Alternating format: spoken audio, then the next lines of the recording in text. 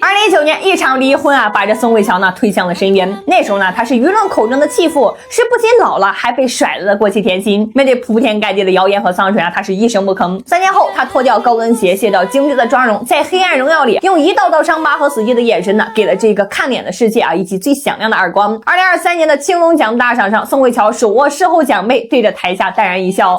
처음으로 저한테 제가 칭찬해주고 싶어요. 수고했다 혜교야.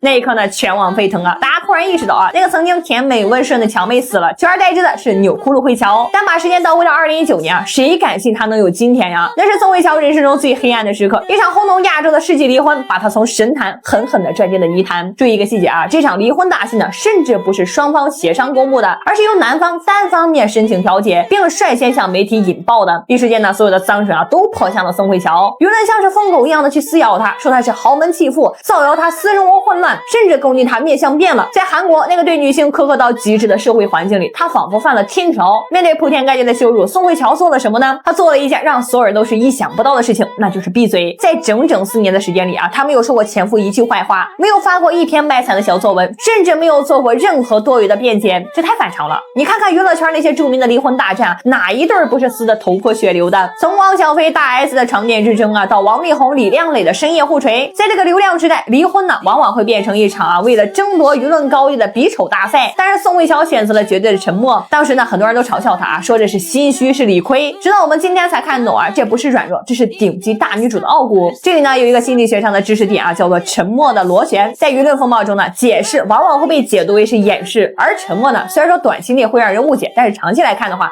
它是一种最高级的藐视。他用沉默画出了一道底线，我的私生活呢，不是你们茶余饭后的谈资，我的尊严不容许我在烂泥塘里打滚。解释是弱者的权益，沉默呢才是强者的特权。在沉默的那几年啊，他并没有闲着，他在憋一个大招。2022年呢，他带着黑暗荣耀杀了回来，但这一次呢，大家惊恐的发现，乔妹你怎么老了？剧里的文东恩呢，面容枯槁啊，法令纹深重，笑起来眼角全是细纹。一时间呢，嘲讽声又来了啊，宋慧乔颜值崩塌，脸垮了，老态尽显。在那个信奉白幼瘦审美的韩娱圈呀，女明星啊，敢让自己变丑，简直就是自杀呀！但是宋慧乔狠狠地打了所有人的脸，为了演好这个从小被霸凌、营养不良的复仇者，她甚至在拍摄期间几乎是绝食啊，只吃魔芋米，把自己啊瘦成了一具行走的骷髅。在剧中一场戏啊，文东恩脱下了衣服，向男主展示满身的伤疤。那一刻啊，他在镜头前展露的不仅仅是角色的伤痛，更是宋慧乔作为一个女演员的野心。她不再需要那些实习美颜的滤镜，不再需要用少女感来讨好男性观众，她把自己脸上每一道皱纹都变成了文东恩复仇的武器。你看她眼神里那一片死寂啊，那是一种经历过地狱的人才有的荒凉。如果她是顶着一张打了玻尿酸、紧致到反光的脸去演文东恩的话，那才是对观众最大的侮辱。她用这部剧告诉所有人啊，姐姐今年41了，老娘的法令纹呀，比20岁的胶原蛋白更加的迷人。这不仅仅是演技的胜利啊，这对整个东亚少女崇拜的一次降维打击。回想2004年的浪漫满屋，她是那个咋咋呼呼的甜美韩智恩；2006年的太阳的后裔，她是那个知性温柔的姜暮嫣。前半生呢，她靠甜征服了亚洲；后半生呢，她靠狠征服了世界。这其中的跨度啊，是无数个深夜的眼泪和隐忍换来的。很多女性在离婚之后呢，要么急着立独立女性人设啊，去直播带货，要么沉溺在过去无法自拔。但是宋慧乔呢，她把生活给她的耳光推进了肚子里，转化成了演技的内力。她没有在烂剧里消耗自己，也没有在综艺里消费过去，她只是默默的磨刀啊，然后一刀封喉。黑暗荣耀大结局里呢，文东恩没有亲手杀人，而是让恶人们在互相残杀中走向毁灭。这像极了现实中的宋慧乔，她没有手撕前夫，没有回击恶评，她只是活得更加的精彩，站得更高，让那些曾经看笑话的人呢，只能仰望她的裙摆。如今的宋慧乔呢，眼神里少了几分清澈，却多了几分深不见底的故事感。她不再是那个需要被宋承宪、玄彬、宋仲基保护的乔妹，她就是她自己，一个从废墟里爬出来的，拍拍身上的灰尘啊，继续昂首阔步的女王。这个世界很残酷，她总是试图用年龄、婚姻、容貌来定义一个女人，但是宋慧乔呢，用她的复仇记告诉我们啊，只要你不跪下，就没有人让你低头。你脸上的皱纹不是岁月的杀猪刀，而是你战胜生活的勋章。至于那些过往的流言蜚语，听风已经把它们吹散了。